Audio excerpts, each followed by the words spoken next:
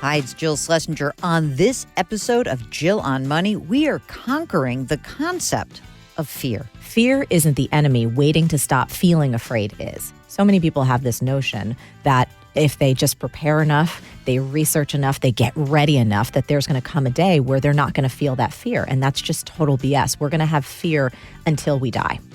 Welcome to the Jill on Money podcast. We are presented by Marcus by Goldman Sachs. Remember, this is the program where we provide unconventional and entertaining insights on your money and your life.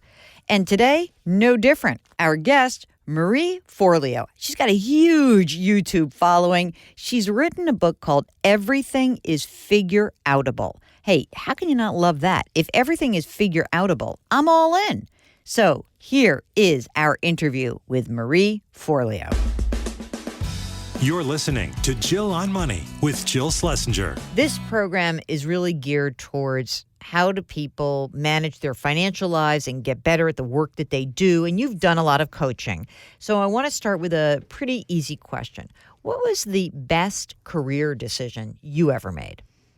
The best career decision I ever made was quitting Wall Street, quitting being on the floor of the New York Stock Exchange. That was my first gig out of college, and I was really excited, first of all, and really grateful to have that position. You know, I'm the first in my family to go to college. My parents, we don't come from a lot of money, so this was a really exciting opportunity. And I'm a person who has a ton of energy. So when I was an undergrad, thinking about like sitting at a desk every single day pushing papers, I wanted to stick a fork in my eye. I was like, there's no way I can do that. So to land this position on the floor where you're running around literally all day long, you're in the middle of the financial capital of the world, you're getting to see all this action, learning all these things. I was psyched. Now, may I ask what year that was? That was 1998-ish, 7-ish, 8-ish. So you were a clerk or a runner? I was an assistant to the trader, so I was running around. So you left that. Let's go back in time and do your origin story. You're a Jersey girl. I am. I grew up in New Jersey to an Italian-American home. Our home was the kind that had plastic covers on the couches. That was really? Oh, absolutely. Absolutely. Oh, man. Yeah, no, my mom, everyone's protective. You can't spill stuff on the couch. You got to keep it nice. Marie. That's right. And so, you know, one of the things I remember as a child was when adults would say, hey, what do you want to be when you grow up? I never had one good answer. I had like 17. And those answers would evolve as I, became a teenager and then a young adult. And I somehow had this idea that when I went into college, and I never knew anyone that went to college, that I would somehow magically pop out the other end with one clear thing to be, to call myself. That didn't happen. But being on the floor of the exchange, it was exciting at first. But I'll tell you, here's what happened in my experience. After about 6 months, it was like I heard this voice inside. At first, it started out as a whisper, and then it just knocked me over. And it was, this isn't who you are. This isn't what you're meant to do. This isn't who you're meant to be. You have to leave. And that was a terrifying proposition to me because I didn't have a backup plan. I don't have a trust fund. My parents busted their buns to put me through school. And so I felt all this conflict. But I remember one day just walking on the floor and I started to feel physically ill, like dizzy, nauseous. What I can associate now is maybe like a mild panic attack. And I told my boss, that one of the specialists, I said, hey, I got to go out and get some coffee. Again, the days before there was a cafeteria, that it was a backdrop. And he said, no problem, go out. And rather than go to get some coffee, I made a beeline to the nearest church. I had gone to Seton Hall University, and I was raised Catholic. And so in a crisis, my first go-to was just to look up and just ask for a little guidance, a little help. So I was sitting on the church steps, and I was crying my eyes out because, I felt so conflicted. I was like, I'm grateful to have a job. I'm grateful to have a paycheck. I'm grateful to have this health insurance. My parents busted their buns to put me through school, and all I want to do is quit, and I don't have a backup plan. I need some help here. And the first sign I got was to call my dad. So I opened my flip phone, remember those? Yeah. And called him, and I was bawling. And, when he could get a word in edgewise, he's like, Ree, calm down. He's like, you've been working since you're 9 years old. I'm not worried about you finding some job to keep a roof over your head and put food on the table. He's like, but here's the secret to life. You're going to work for the next 40, 50 years. And if you don't find something you absolutely love, you're going to be miserable. So if you need to quit this job and go figure out what it is you're meant to do it. But now is the time. And that was like the permission slip I needed because I didn't want to feel ashamed. I didn't want to bring shame on my parents, you know what I mean? Just quitting this great job. And so I quit that job on Wall Street and I just set my sight on, I need to figure out who I'm meant to be in this world and what I'm meant to do. But, like for me, when I had left the floor at that time, I was trying to look for clues on who I was meant to be in the world. And the only things that made sense to me was I love small business. My dad was a small business owner, but it was also highly creative. And so I was trying to figure out, okay, these are the things that I'm passionate about, that I'm interested in, that I think I have some talent in, but what does that mean when it comes to a career? And I think in our society, up until now, we've done a really crappy job at preparing young people to understand who they are, what their strengths are, and how to apply them in a modern work environment. After you left the floor, you go into marketing? No, I went into publishing. Oh, publishing, that's right. My idea was like, okay, well, there's the advertising side of magazine publishing. There's the creative side. Maybe this is a place where I can thrive. And I started with a temp agency, and I got myself a position at Gourmet Magazine, which was awesome because I love food. I was an assistant in the ad sales department. My desk was right near the test kitchen, so all the editors would bring like a sample of the recipe. I'm like, this is the best job ever. Fantastic. Meanwhile, though, fast forward 6 months in, I start hearing these voices again, Jill. Like, this isn't who you are. This isn't what you're meant to do. This isn't who you're meant to be. And I'm like, am I nuts? Why do I keep hearing these voices? I'm a very hard worker. I want to work. I'm not looking to just go get married and stay home. Like, that wasn't my path. I thought a little more introspectively, and I'm like, okay, let me try and step back and see this more clearly.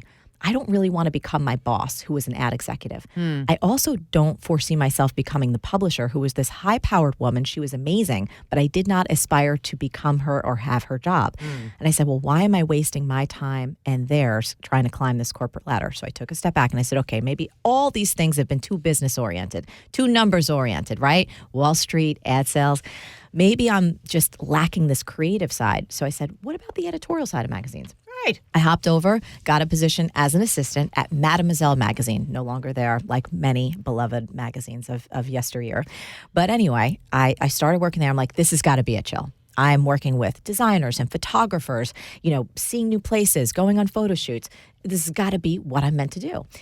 Of course, about 6 months in, these voices come back. That goddamn voice. It never stops. You should have your hashtag should be like, I hear voices. It's actually, you know what? It should be because right? It's still true to this day. I'm actually really grateful to my mom, though, because she was the one that really instilled in me the fact that all of us have this small voice inside and you have to listen to it. Right. She taught that to me in the context of the fact that I was very independent as a kid and I wanted to walk myself to school. I didn't want her walking me. I wanted to do it on my own. And she said, look, the only way I'm going to let you walk to school on your own is if you promise me that if somebody pulls up in a car next to you and says, hey, little girl, I want some candy, and you hear that little voice inside, go run, you're going to listen to that little voice. So she trained me over and over again that I have wisdom inside that I need to pay attention to that would help me. So cut to me back at Mademoiselle. I start hearing these voices again. One day, I am on the internet when I probably shouldn't have been, and I stumbled upon an article at the time that was about this new profession back then. This is like 1999 now. We're going way back.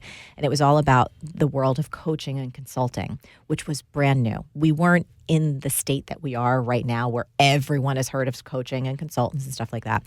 And I read this article, Jill, and I swear to you, something inside of me lit up like a Christmas tree. It was metaphorically speaking, like the clouds parted, little angels, shot sunbeams, like, ah. And I was like, this is who I am. This is what I'm meant to do. But the logical, rational part of my mind was so quick to speak up. It was like, you're 23 years old. You're in debt right now. You can't seem to hang on to a job. You're a loser. Who the hell's going to hire a 23-year-old life coach? This is nuts. And yet I couldn't deny that something about this world felt right to me on a cellular level. So I signed up for a 3-year coach training program. I did that at night. It was all done remotely. I kept my Mademoiselle job during the day. So I was working during the day at the magazine, studying this new profession at night. And then I get a call from the HR department at Condé Nast. And they had a promotion for me to go to Vogue. This was my fork in the road. So the promotion at Vogue was more money, more prestige, obviously a steady paycheck, a respectable job. The other option was to quit and do this weird life coaching thing that no one had ever heard of. I didn't know how to start a business. I was already in debt, but it felt like the rightest thing I'd ever come across. So I turned down the Vogue promotion. I quit my job and I started figuring out how to build a business at 23. And I just went back to bartending and waiting tables, which is part of how I helped put myself through college. And you like to eat, so you Yes. get fed. Well, that's good. Completely. And I'm not going to lie, I enjoy a good glass of wine every now and again. So being able to have a little glass of wine, have good food, work on my coaching business during the day and still keep a roof over my head, it worked. So this coaching business still exists. Oh, yes, it has evolved many times. And so, and in addition to your whole YouTube fame and fortune, talk a little bit about what it is that keeps people stuck. People will often think about coaching when I hear about it, maybe like third hand. Oh, my boss told me I should get a coach. And it's usually about almost a negative. Yes. Not I want to get better, but more like, you have this issue or there's a stumbling block. What is it that most people are coming to you seeking? I think people, in current day world, I see this all the time because I read comments and I have my team always forwards on emails that people send us privately. They often stumble upon my work when they're in a really tough place, when they're finding themselves at some crossroads. Maybe they're about to make a career transition and they're feeling really insecure, or life has knocked them on their butt. They've, had an illness, or maybe they're going through a divorce, or they've had some other life event that has really rocked them back on their heels, and they're feeling a lot of self-doubt, and they're feeling lost, quite frankly. And they're just looking for something that can help them get regrounded and find some clarity and some direction and some steps to get back on their feet. It does sort of match up to your voice, your aura is essentially the title of your book, which is Everything is Figureoutable. I mean, look, some things aren't, like illness, like you're sick, you get a terrible diagnosis, but even that, you say like, there's a plan. Yeah, so I want to speak into this because sometimes people, they're like, oh my God, this is a great title. I really understand it. I really feel that it's true. But wait, what about these certain things? I remember, first of all, when I was writing the book in the beginning of the manuscript process, I was out to brunch with friends. And one of my friends brought her 10-year-old son to brunch. And so we're going around the table and they're like, Marie, what are you working on? New book. What's it called? Everything is Figureoutable. The 10-year-old's like, no, it's not. Nope, definitely not. And I was like, this is awesome. I'm like, tell me more, young man. And I said, what do you believe is not figureoutable? And he said, well, we humans can't grow working wings out of our back and fly away. And I was true. like, it is true. I said, it's true right now, though. I said, have you heard of CRISPR? Because fast forward 20 or 30 years, we don't know that. I said, and we human beings can indeed fly. And he's like, oh, I guess you're right. He's like, oh, well, what about this one? I can't bring my dog back from the dead, the one that died like 3 years ago. And I was like, well, that's very true. But I said, look, scientists are working on cryogenics, and there is such a thing as dog cloning, as weird as that is. And he was like, oh, you're right. So conversations like this and with other people, and we're going to get to the illness thing in a minute because it's important, inspired me to create a set of rules, which is like a mental container that helps us use this phrase and this philosophy for its intended purpose, which is to help us create positive change in our own lives and then create meaningful change in the world around us. So here are the 3 rules of the Figureoutable philosophy. Rule number 1, all problems or dreams are figureoutable.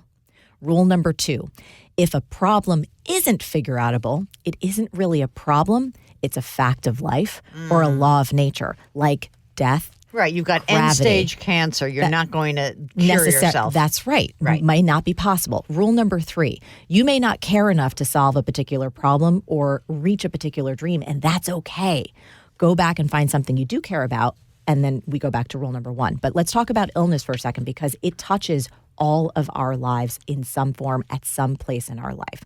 When people say, what about trauma, addiction, a life-changing or a life-altering diagnosis, are you telling me those things are figureoutable? And I say yes, and here's why. When I first shared this idea, it was on Oprah's Super Soul Sessions a few years back. So this concept started spreading around to people I'd never met. They'd never worked with me. They never watched my YouTube channel. They never did any of our programs. And one woman in particular wrote to me. It was a woman named Jen, and she said this. She's like, Marie, I loved your Oprah talk. This is a lesson my mom has been trying to teach me my whole life. And in fact, we sat down together. We watched it. It was amazing. But then everything changed. My beautiful mom, who's like my best friend, got diagnosed with pancreatic cancer, and suddenly nothing seemed figureoutable. She said, but I took a step back and I looked more deeply, and here's what I found. I could figure out how to get nursing care for my mom, who lives in a rural area. I could figure out how to find foods that she could actually tolerate. And then this was the big one. I could figure out how to get medical equipment so my mom could spend her last weeks, and in fact, her last 5 weeks on this earth, exactly where she wanted to be, which was in her own home. So Jen said, I can say without a shadow of a doubt that everything really is figureoutable. And thank you for sharing this phrase that made such a huge difference to me and her mom. And I living think on the that other when side we of the world. feel out of control, Yes. that's when you can really get into and you say you've got to guard against your negative thoughts, right? Yes. And I think you're absolutely right that you cannot change a fact of life, but there are ways that you can cope with it in a more productive way. That's right. Right? And it's about finding your own inner strength and your resources to meet the challenges that life will present you with in the most strong and creative and resilient way. I highlighted this and dog-eared it too. 2 4-letter words that will annihilate your BS excuses. Those 2 4-letter words are Can't versus won't. You know, Jill, when we start to consider or maybe even embrace this notion that everything is figureoutable, the next thing we have to contend with is, well, what's stopping us, right? If we have a challenge in our life of any nature, personal or professional, what's stopping us from figuring this thing out? And one of the biggest things is our excuses, those tiny little lies that we tell ourselves that I've seen in my work over the past 2 decades fall into 3 main buckets. I don't have the time. I don't have the money. I don't have the know-how. And the way that we start to annihilate those BS excuses is paying closer attention to our language. So, for example, 99% of the time, whenever we humans say that we can't do something, can't is really a euphemism for won't. And what does won't mean? Won't means we don't really want to. We're not willing to do the work. It's not that important to us. We don't want to be inconvenienced. We don't want to change around our other priorities. We don't want to take the risk. We don't want to put in the time. And again, not 100% of the time. Yeah, of course. 99% of the time. And I think when you start to have that level of radical self-honesty with yourself, that's when you go, oh, I get it. I love the opportunity cost of wasting your time. Yes. I love this chart. I thought it was the funniest thing. It's today's unconscious cost. So you say 30 minutes a day dicking around on your phone, social media. Total time spent per year, 182 and a half hours a year, 22 full 8-hour workdays. What you could have accomplished. Michelle Obama-like arms, or aspire to it. Build a brand new website. Learn how to meditate. I do think that we always overestimate what we have to do. Maybe you can appreciate this, coming from like sort of a strong Italian-American family. Yeah. And that you say there are certain things in your family about, well, I have to do this because like that's what the family does. And so I've been the person on the other side. So, well, you don't have to. That's right. You actually have choice. About everything. And that seems to me the part where people get really stuck, where like I don't have a choice. Like I broke tradition in the family. Like I broke the family basically. I went to one last, was it a wedding or a baby shower? I can't remember what it was in the big Italian family. And I said, I'm not doing showers anymore. Oh my goodness. I just had this conversation with myself. I said, I'm not doing done with showers. them. I'm not doing showers anymore. Well, you have to. No, well, you why don't. do I have to? They are the worst.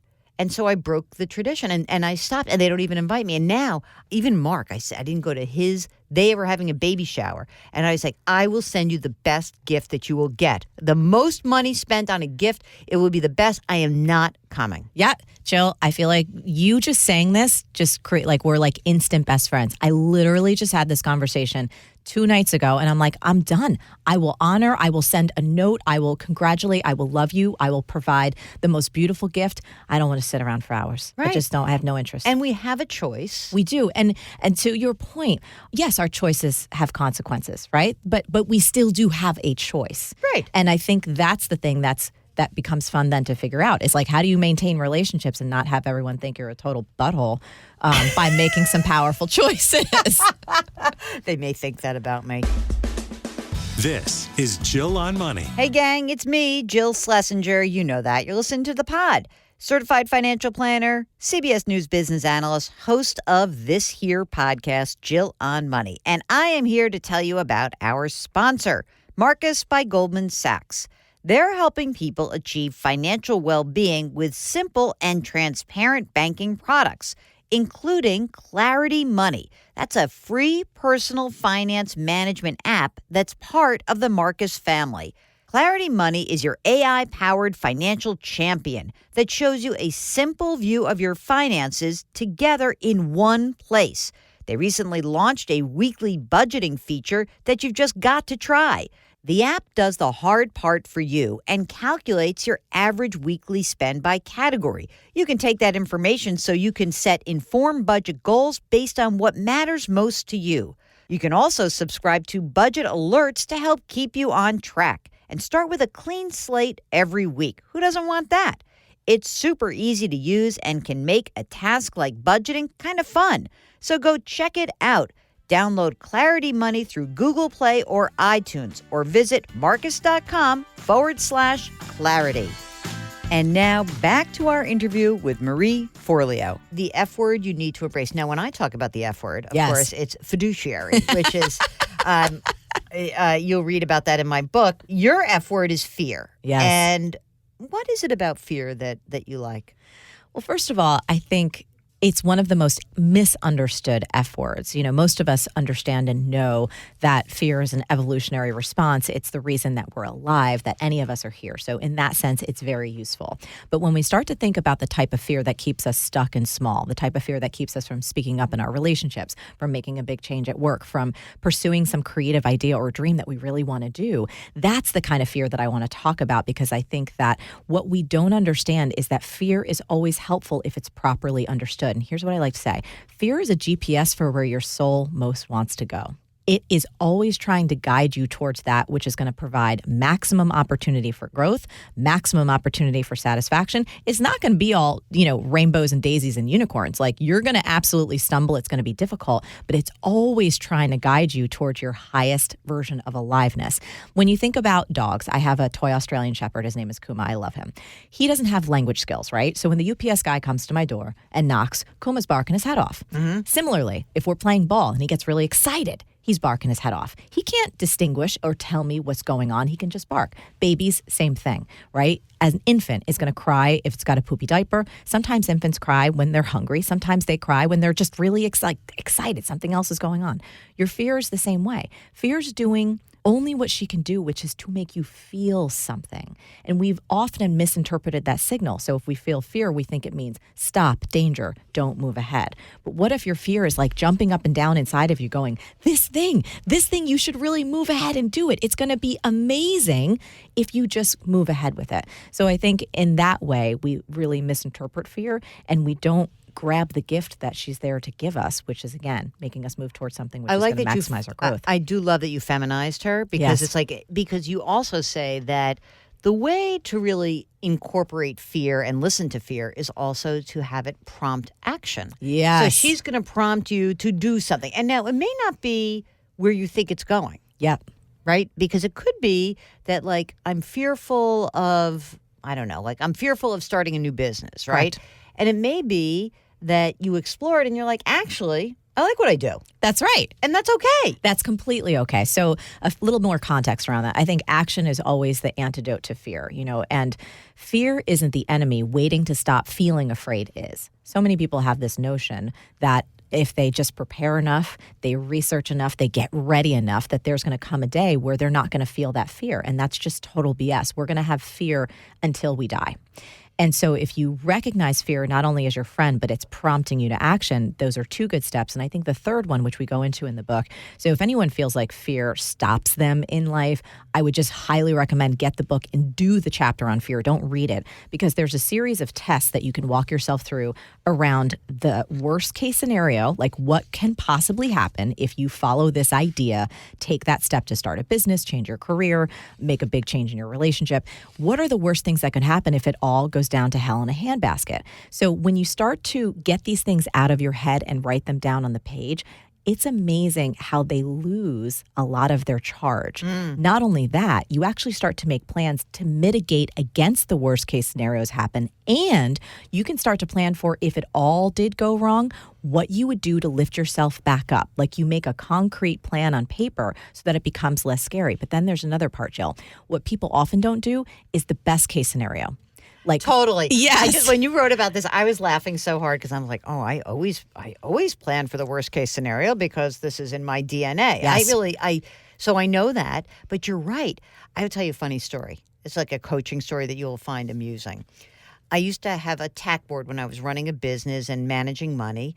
A client of mine came in, he was a shrink, and he goes, "What's that on your tack board by your computer?" I I said, oh my God, that's the worst trade I ever made. It's like the list of the top 3 worst trades I ever made. It's to give me humility. And so I know that I'm never bigger than the market. He goes, well, why don't you put the best 3? Oh, it sounds like another kindred spirit with me, right? We need that balance. Absolutely. And I think, a lot of us don't take enough time to look at the best case scenarios from following that fear, from taking that risk, from making that move that kind of gives us a little wobbly knees. Because when you start to look at what are all the beautiful things that can come out of it, and you see that list. So for me, when I was considering starting my own business and thinking about the potential for financial freedom, the potential for waking up every day, actually passionate about what I was doing, the potential to learn constantly and to make a difference to others, like that list, Jill, kept getting longer and longer and got more exciting and more exciting. And all of a sudden I was like, I must do this. All of the potential benefits so overrode the fear that it became just a non-issue. Tell me the kind of client that's hard for you. It's the person who is kidding themselves. They actually don't want to change. They just want to complain. Like they want to kvetch. They want to, but this won't work and that won't work and this won't work. And they're not really committed to change. They're only committed to hearing themselves talk about how crappy everything is.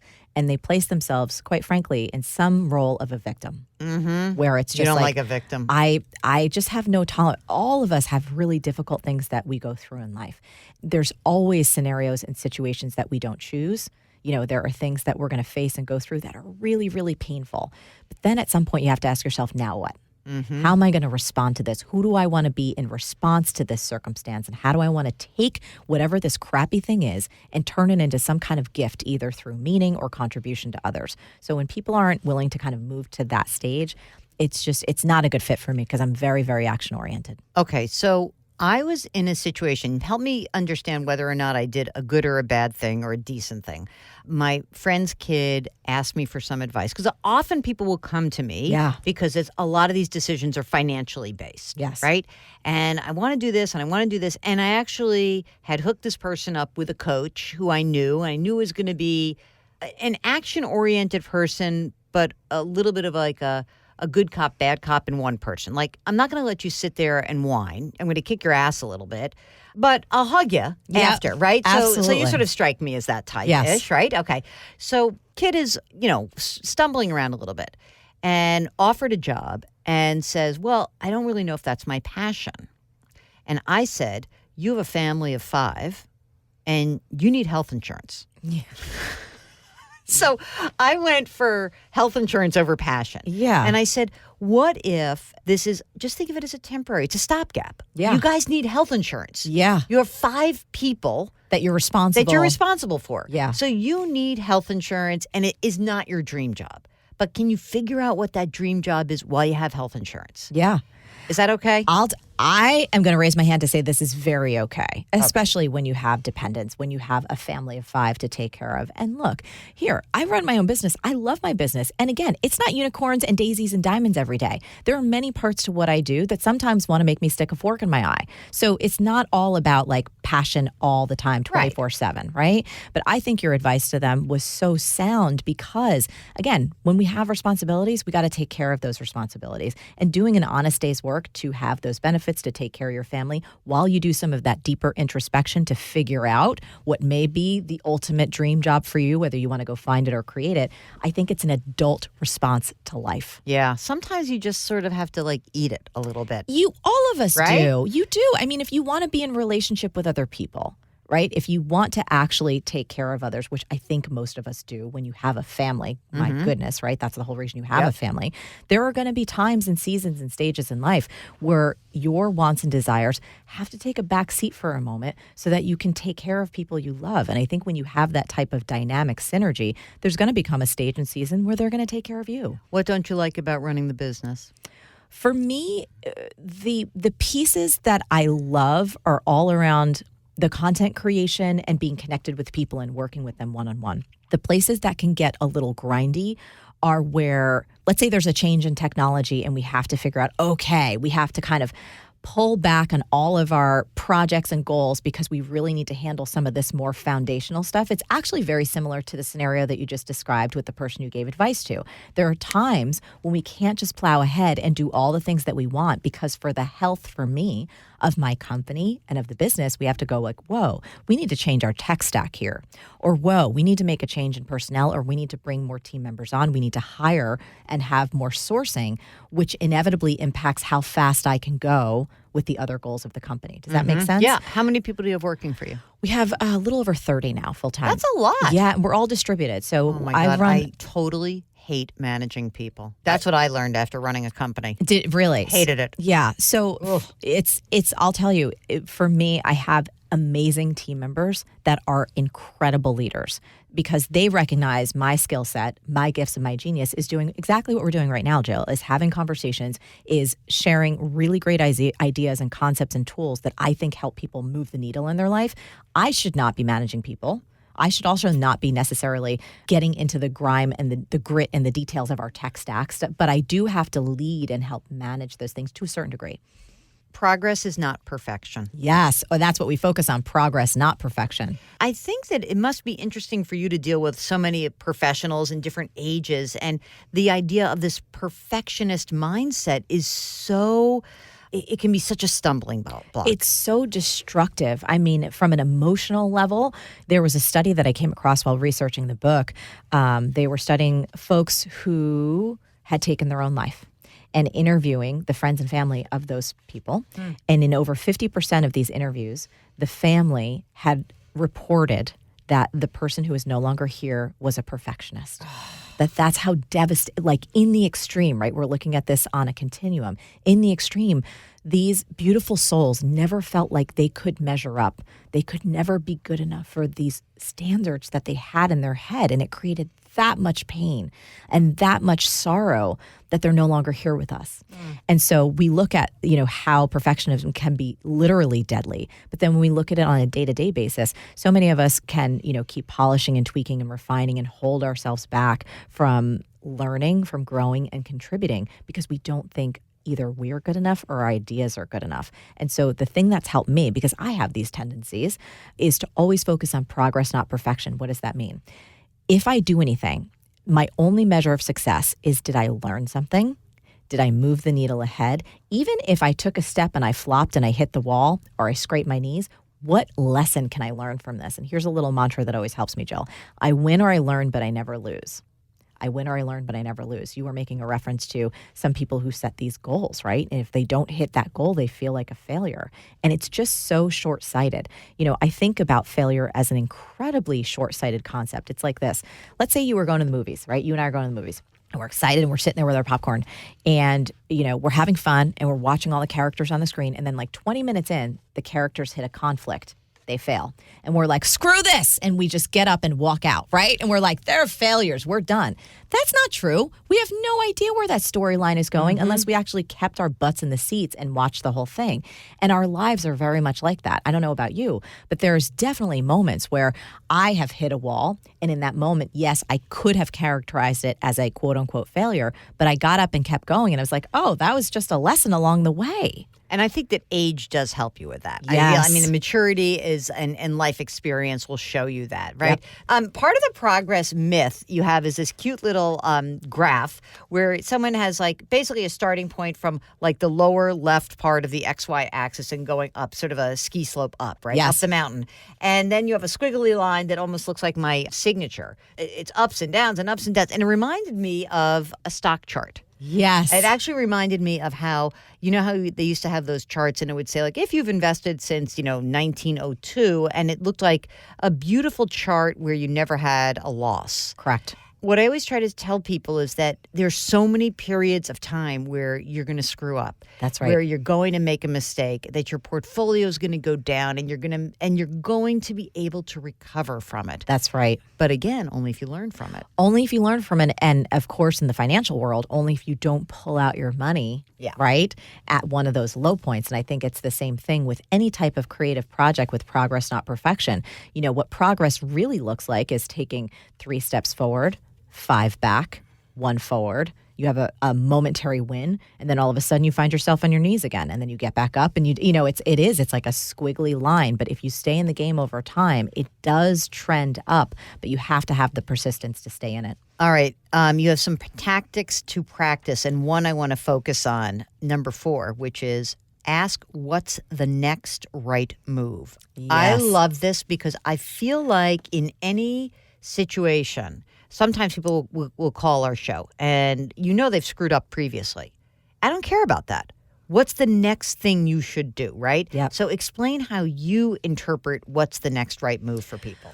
Well, putting this in some context, I think whenever any of us screw up, we can almost feel like we need the whole plan now. Oh, what's the thing that's going to fix this thing ultimately? Like, what are the 17 steps or the 25 steps? Or I need the whole concrete mapped out plan and it must work perfectly.